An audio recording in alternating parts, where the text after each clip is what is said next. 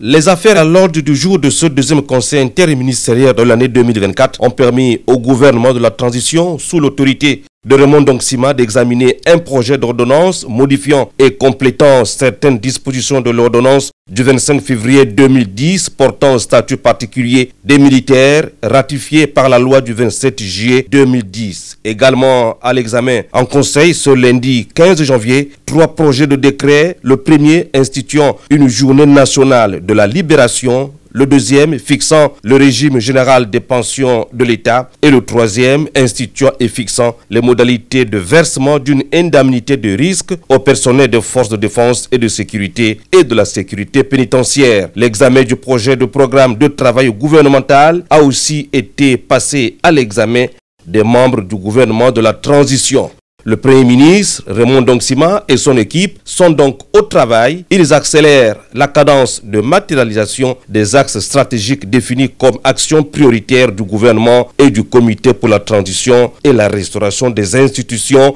en matière d'emploi, de l'éducation, de la formation, de la route, de la santé, du logement, de l'eau potable et de l'électricité, de justice sociale. Le gouvernement entend multiplier les actions à fort impact social sur le terrain auquel les populations gabonaises adhèrent depuis le coup de la libération du 30 août 2023. Des actions concrètes ont été déjà mises en œuvre. Paiement de 28 milliards de francs CFA au titre des rappels et des droits des agents de l'État à la retraite dès février 2024, soit la moitié de 56 milliards de francs CFA de rappel pour l'arrimage au nouveau système de rémunération, 13 milliards déboursés pour la réfection des universités publiques, plusieurs autres milliards sont débloqués pour le paiement des bourses de retour dans le secondaire. La cerise sur le gâteau, c'est la décision du président de la transition d'octroyer des bourses exceptionnelles aux élèves des classes d'examen 3e et terminale et à 38 633 élèves ayant obtenu le certificat d'études primaires, le CEP, et l'entrée en 6e.